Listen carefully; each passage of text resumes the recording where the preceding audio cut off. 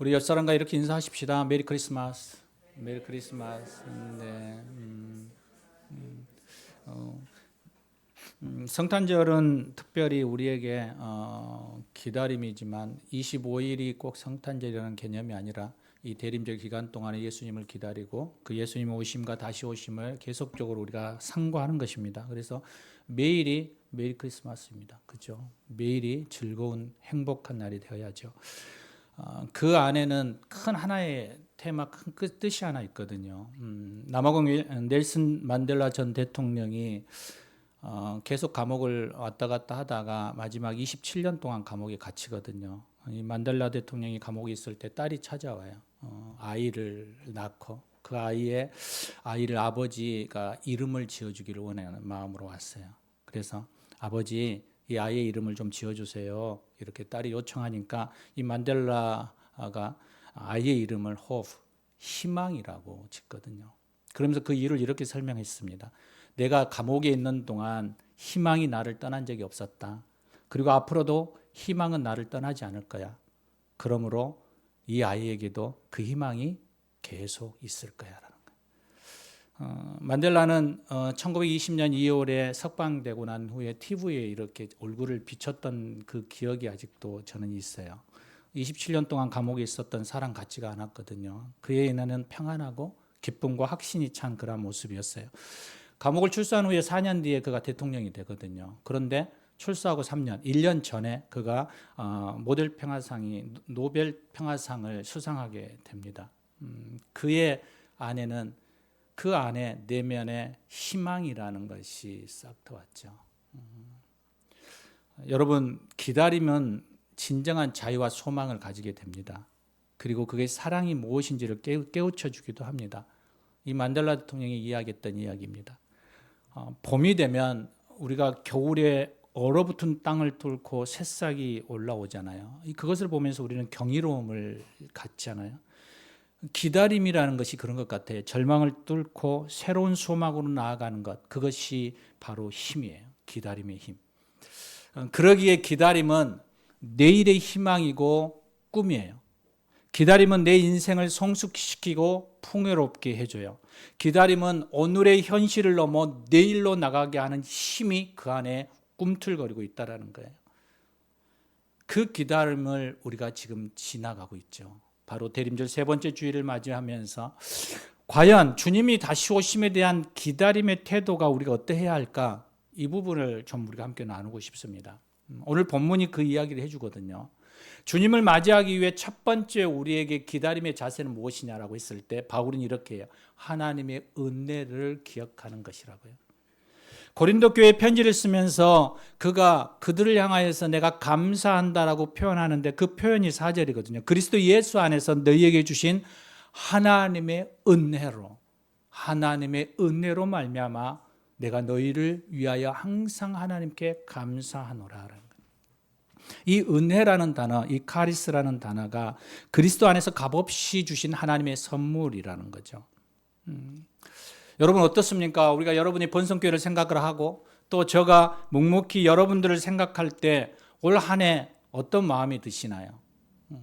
하나님을 바라보는 그 마음과 또 여러분의 성도들을 함께 바라보는 마음들, 또 여러분의 삶의 모든 영역 속에서 함께 들여다볼 때에 여러분 안에 정말 하나님의 은혜가 그 선물과 같은 그러한 감사와 기쁨이 있었습니까? 계속적으로 경기는 어려워진다 그러고 정치를 보면 앞이 캄캄하고 이 땅에 보면 너무나도 빈부의 격차, 또 아이들의 탄생들이 너무나도 저조해지는 저출산, 이렇게 답답함들이 계속 있지만 그러나 우리 신앙생활을 하고 있는 우리 안에 놓치어서는 안 되는 것, 그것은 바로 하나님의 은혜에 대한 거예요. 바로 우리의 삶이 하나님의 은혜로부터 시작되어진다는 것을 기억하셔야 돼요. 힘들고 어려운 상황 속에서도 우리는 하나님의 은혜를 발견할 수 있어야 되고 기쁨과 감사함이 있을 때에도 우리는 그 속에 하나님의 은혜가 있음을 발견해야 된다는 것이죠. 에베소서 2장 8절에 보면 이렇게 우리에게 말하고 있어요. 너희는 그 은혜로 인하여 믿음으로 말미암아 구원을 받았으니 이것은 너희에게서로 난 것이 아니라 하나님의 선물이라라는 거예요. 죄를 해결할 수 있는 것이 은혜이고 구원을 주신 하나님의 선물을 받았음이 은혜이고 하나님의 자녀로 살아가는 것이 은혜라는 거예요. 그러므로 은혜가 없는 신앙은 여러분 존재할 수 없어요. 여러분 하나님의 은혜를 여러분 경험하고 있나요? 그 은혜가 여러분 안에서부터 고백되어지고 있나요? 한 해를 마무리하면서 내가 은혜 안에서 살아왔다라고 말할 수 있습니까? 여러분에게 어떻게 예수님을 믿게 되었느냐라고 믿는다면 많은 사람들이 이렇게 얘기하는 것들을 많이 들어요. 많은 믿음의 사람들도 그러더라고요. 내가 믿었기 때문이라고. 스스로가 주체가 되어지는 거죠. 그런데 성경은 그렇게 얘기하지 않거든요. 내 행위나 공로나 의로움이 아니라 하나님의 뜻이라고 얘기하거든요. 그게 마태복음 11장 25절이에요. 그때 예수께서 대답하여 이르시되 천지주제이신 아버지여 이것을 지혜롭고 슬기 있는 자들에게 숨기고 어린 아이들에게 나타내심을 감사합니다. 옳소이다. 이렇게 된 것이 하나님의 뜻입니다. 여러분 우리 안에서 고백되어지는 모든 삶의 고백들이 하나님의 뜻, 하나님의 섭리 안에 있다는 거예요. 그래서 그것을 인정할 때 우리는 한 단어가 떠오르거든요. 그게 뭐냐면 하나님의 선물이라는 거. 하나님의 선물. 내가 태어난 것도 내가 희노애락을 느끼며 살아오는 이 모든 것들도 더 나아가서 어찌 보면 죽음을 향하여 나아가는 그 모든 순간순간들이 내게 주신 선물 하나님의 은혜라고 고백하는 거예요. 그 고백에는 반드시 무엇이 전제되냐면 하나님의 섭리가 있다라는 거예요. 우연이 아니라 하나님의 섭리죠. 우리들이 예수님을 믿는다라는 것은 값없이 조건 없이 베풀어 주신 하나님의 은혜에 대한 우리의 반응입니다. 그래서 은혜를 깊이 경험한 사람들은 더 깊이 하나님께로 나아가 예배하게 되거든요. 믿음의 조상 다윗이 주님 앞에 하나님 마음에 합한 자라는 그러한 칭찬과 축복을 받거든요. 그 이유가 무엇일까? 사도행전 13장 22절에 그 다윗을 향하여서 많은 믿음의 사람들이 이야기했죠. 다윗이 왕이 되어서 먼저 한 일 중 하나가 뭐냐면 하나님의 법궤를 다윗성으로 자신이 거하는 성으로 가져오는 것이었어요. 그게 사무엘하 6장이거든요. 법궤를 가지고 다윗성으로 들어올 때 이 다윗의 모습이 기록되어 있어요. 모든 백성이 기쁨과 감격으로 그 법궤를 기다리고 있는 그 상황. 드디어 제사장들이 그 맨 법궤가 다윗성으로 들어오고 있는 그 상황. 다윗은 궤를 맨 사람들이 6걸음을 옮길 자 제사를 드리고 온 힘을 다하여 기쁨과 춤을 추며 하나님의 법궤를 맞이합니다. 여러분 그가 얼마나 흥분의 자리에 서 있었는지를 우리는 볼 수 있는 거예요. 여러분 우리가 노래방이나 콘서트를 갈 때 여러분 어떻습니까?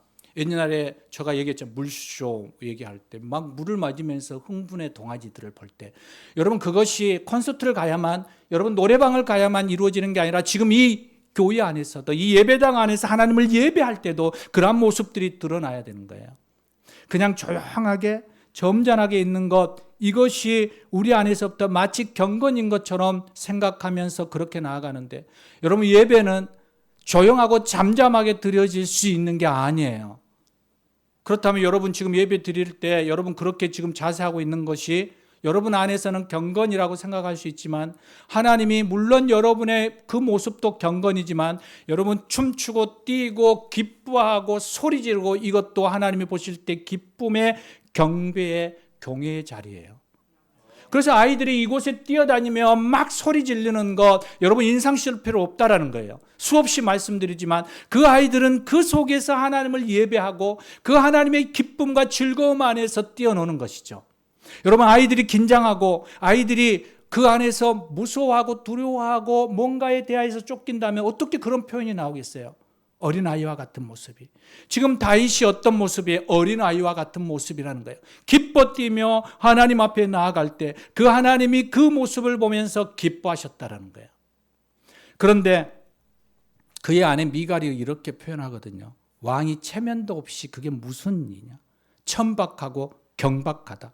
천한 자들과 같다라고 옵신여기고 비난해요. 그런데 다윗이 그렇게 반응하거든요. 그 소리를 들었을 때 다윗이 그 여인에게 이렇게 얘기해요. 이는 여호와 앞에 산 것이다. 내가 너 앞에서 한 게 아니고 사람들 앞에서 하는 게 아니고 누구 앞에서? 여호와 앞에서. 다윗에게는 누구만 있다라는 거예요? 하나님만 있다라는 거예요.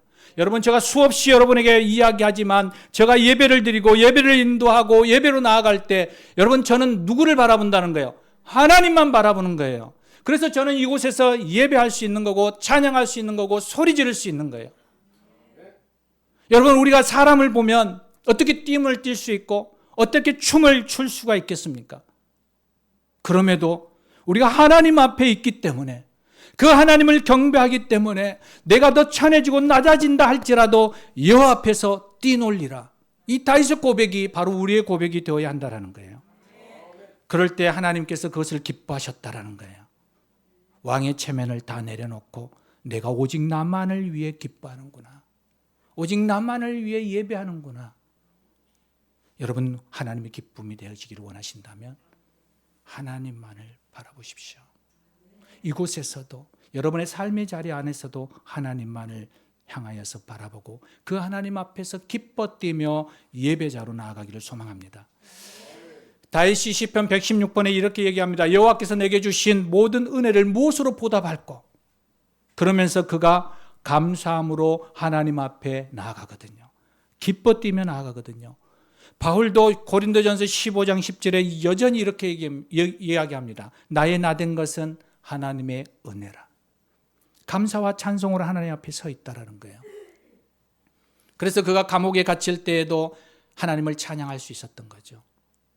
그 하나님을 여전히 그의 삶 속에서 높일 수 있었던 거예요.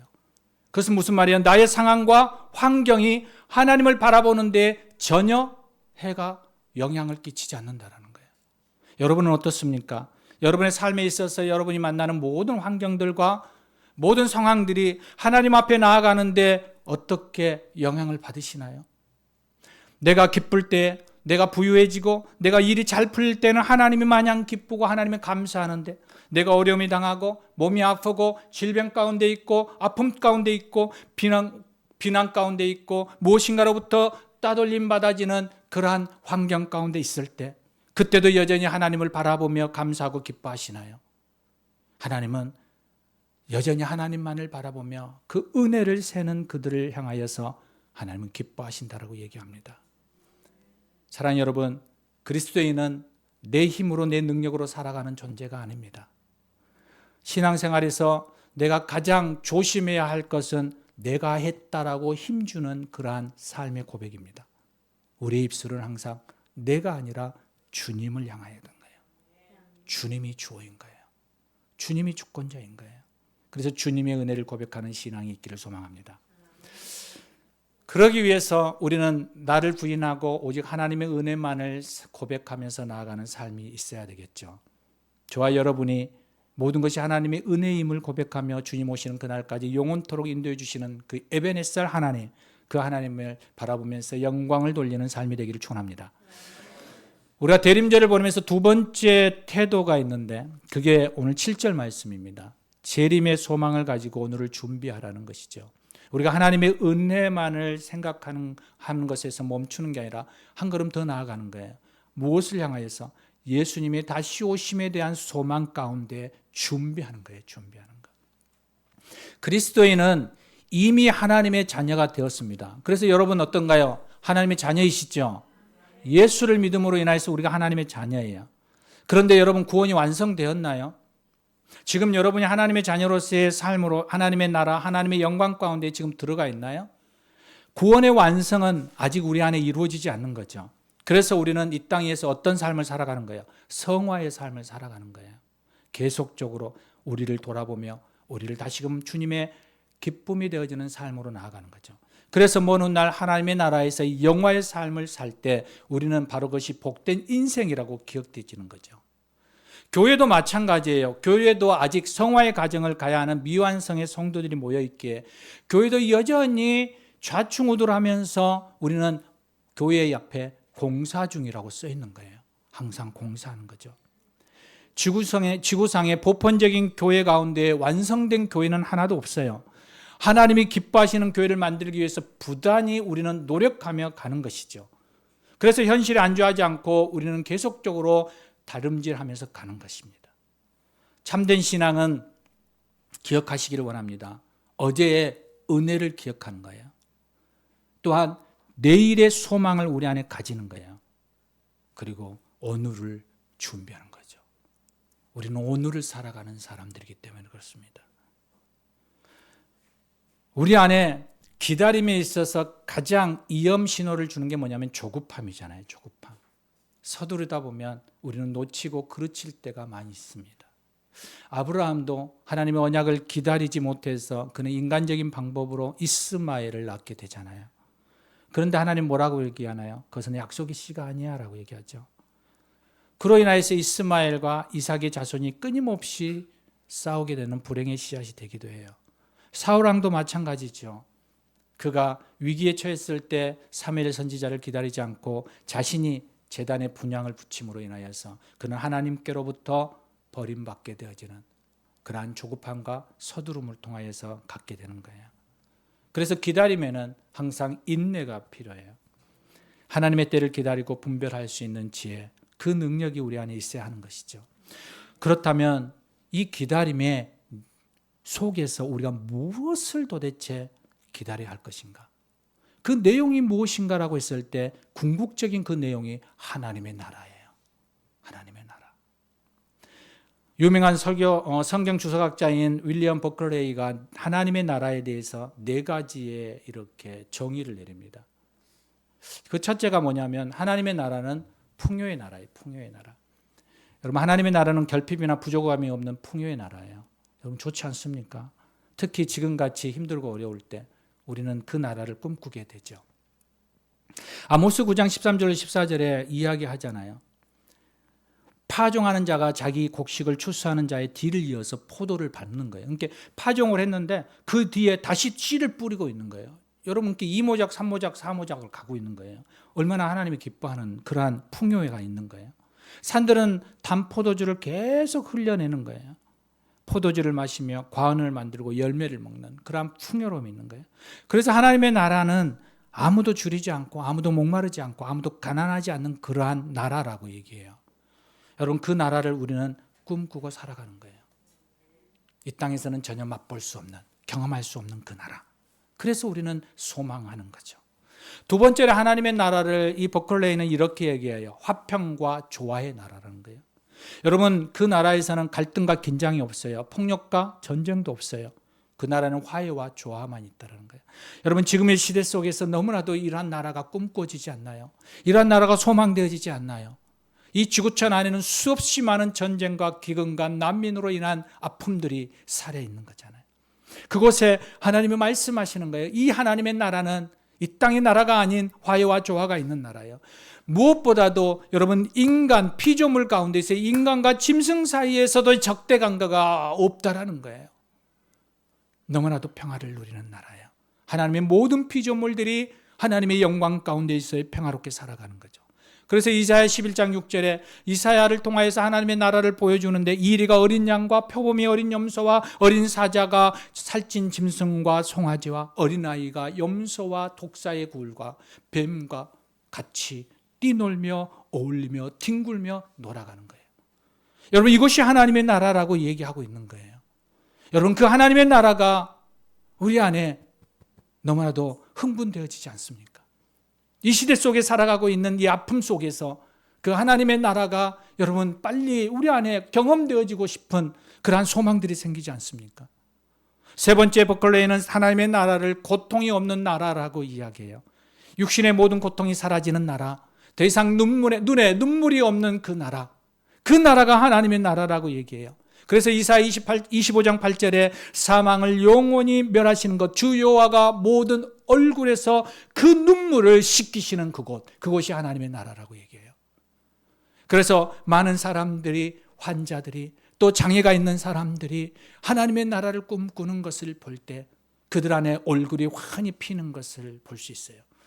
소록도에 가서 그분들을 만나면서 손이 잘리고 발가락이 없고 얼굴이 이그러져 있는 그들 가운데 그들과 함께 이야기를 나누면 그들이 하는 이야기가 있어요. 하나님의 나라는 완전한 나라예요. 내 몸이 완전하게 되는 나라예요. 그 나라가 빨리 왔으면 좋겠어요. 그 나라에 가고 싶어요. 여러분, 하나님의 나라는 고통이 없는 나라라는 거예요. 그들 안에 소망이 꿈틀거리는 거예요. 네 번째로 버클레이는 하나님의 나라를 평화의 나라라고 이야기해요. 전쟁이 끝이 나고 진정한 평화가 있는 나라. 내 평생 조용히 쉬는 곳이 있으려니. 이 이사의 고백인 거예요. 이 시대에 가진 자와 갖지 못한 자 간의 싸움, 부족함과 결핍이 있는 곳, 반목과 질타가 있는 곳, 전쟁과 폭력이 있고 수많은 아픔과 고통이 있는 이 땅 위에 우리 안에 하나님이 말씀하세요. 우리가 기다리는 그 하나님의 나라에는 이런 것이 없단다라고요. 사랑하는 여러분, 그 나라가 바로 우리가 예수 그리스도로 통하여서 우리에게 소유되어져 있는 그 나라예요. 이 대림자를 보내면서 우리는 다시 한번 하나님의 나라의 소망을 간직하게 되기를 소망합니다. 다시 한번 우리가 함께 나아가고 있는 것은 대림절을 맞이하는 우리의 태도 가운데 또 하나 우리가 분명히 기억해야 하는 게 뭐냐면 하나님의 신실하심이 신실하심. 오늘 본문에서 말하고 있는 것처럼 모든 영적 방언과 영적 지식을 뛰어넘어서 그들 안에 하나님이 주시는 신실하심이 있어야 한다는 것이죠. 우리가 이 자리에서 거룩하신 하나님께 예배드릴 수 있다는 것은 무엇을 근거로 하고 있냐면 바로 하나님의 신실하심을 의지하기 때문에 그래요. 그 하나님의 신실하심이 우리에게 다가오거든요. 그 신실하심이 우리를 이끌어 가시거든요. 이 대표적인 애가 탕자의 이야기예요. 하나님의 사랑의 이야기. 아버지의 품을 떠나 세상에서 허랑방탕하게 살았지만 아버지는 아들이 집을 나간 그 순간부터 탕자로 전락해버린 그 모든 가정까지도 아버지는 바라보며 다 기다리고 잊지 않고 계셨다는 거예요. 아버지는 매일 사랑하는 아들을 변함없이 기다리며 돌아오기만을 바라고 있었던 그 기다림이에요. 그 오랜 기다림이에요. 그러나 아들은 아버지를 잊어버리고 즐기다가 재산을 탕진하고 파산하게 되죠. 그의 인생의 끝인 거지와 그의 파산된 그 삶 속에서 이 고달픈 삶을 살아갈 수밖에 없었어요. 그러다가 도저히 견딜 수 없는 상황에 이르자 그때야 그 아들이 생각했던 것이 뭐냐면 아버지의 집, 참 좋으신 아버지, 풍요로웠던 그 따뜻한 아버지의 집이 생각난 거예요. 그는 용서받을 수 없는 자격이었지만 그러나 이 구렁에서 건져낼 분은 아버지밖에 없음을 기억하고 그 아버지께로 돌아가요. 염치불구하지만. 그런데 놀라운 것은 그 아버지는 그 아들의 감정과 그 상황과는 전혀 개의치 않고 아버지는 아버지의 감정으로 그 아들에게 다가가는 거예요. 그리고 그 아들에 대한 잘못과 비천함을 다 덮어버리셔요. 그리고 뛰어가 그를 안고 입맞춤해요. 우리가 생각하는 것과 너무 다르잖아요. 우리가 추측하는 것과 너무 다르잖아요. 여러분, 하나님의 아버지는 여러분의 생각을 뛰어넘는 분이십니다. 하나님의 말씀을 신실하게 지키시는 그 아버지이십니다. 그러기에 아버지는 이 간절한 기다림으로 그 아들을 먼저 알아보았고 그 아들을 향하여서 달려갔고 그 아들을 향하여서 용서하고 회복시킬 수 있었던 거예요. 사랑하는 여러분, 하나님 앞에 탕자 같은 모습이 저와 여러분의 모습이지 않을까요? 그런데 그럼에도 불구하고 주님은 지금도 참으시고 기다리며 우리를 바라보고 있다는 거예요. 우리에게 돌아오기를. 돌아오면 언제든 안으시며 그 신실하심으로 우리를 감싸 주실 거라고 말씀하시죠. 여러분 기억나시나요? 제가 이 처음 본성교회에 와서 설교한 설교 제목이 교회는 병원입니다라는 말씀이었어요. 어떤 죄인, 어떤 부족한 사람이 오더라도 예수 그리스도의 장성한 분량까지 자랄 수 있다라는 소망을 가지고 품어주고 기다려주고 치료해주는 것이 바로 교회가 되어야 한다는 거예요. 이 세상 가운데 최후의 보류, 바로 방주가 되어야 하는 것이 이 교회가 되어야 한다는 거예요. 왜냐? 그 이유는 간단해요. 우리가 하나님의 그 큰 은혜를 받은 수혜자이기 때문에 그래요. 바로 이 돌아온 탕자를 받아들이고 용서와 회복을 준 아버지의 바로 그 신실하신 성부 하나님을 우리는 경험했기에 죽을 수밖에 없는 죄인인 우리를 십자가의 사랑으로 초청하셔서 은혜를 베푸신 그 성자 하나님의 그 사랑을 우리가 받았기에 어리석은 우리를 끝까지 함께 하시며 도우셨던 그 능력의 성령 하나님이 지금도 우리와 함께하고 계시기에 우리는 그 은혜의 수혜자이기에 우리는 다시금 그 은혜를 흘러보내야 한다는 거죠. 여러분, 폭넓게, 더 넓게, 더 크게 흘러보내셔야만 합니다. 사랑하는 본성가족 여러분, 오늘 우리는 영원한 하나님의 나라를 바라보며 한 걸음 한 걸음 주님 앞으로 나아가는 순례의 여정 속에 있습니다.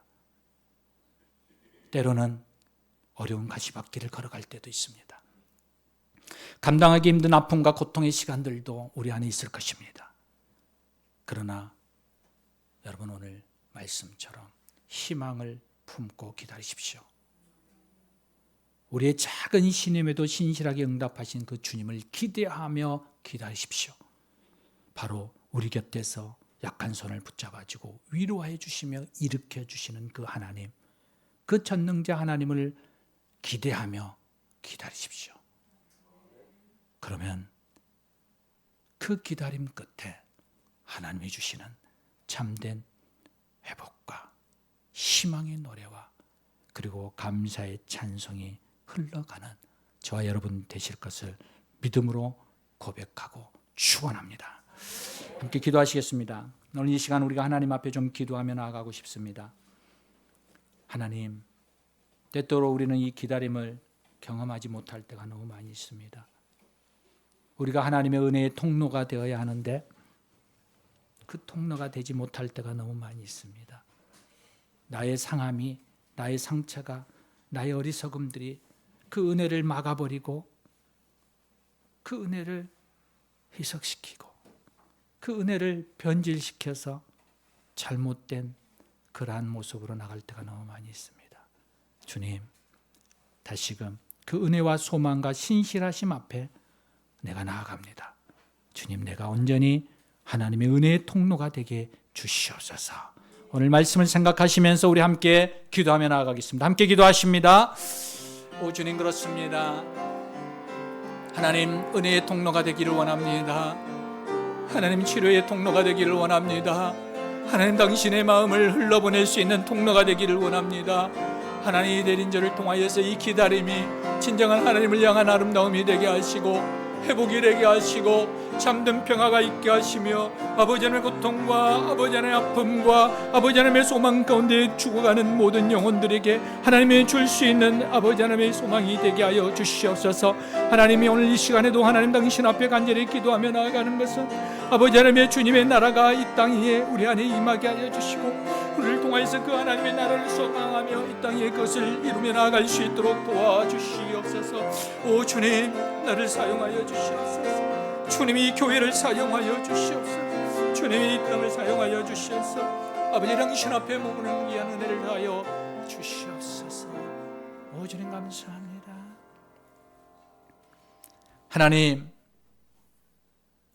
우리 안에 기다림의 은혜가 있기를 원합니다.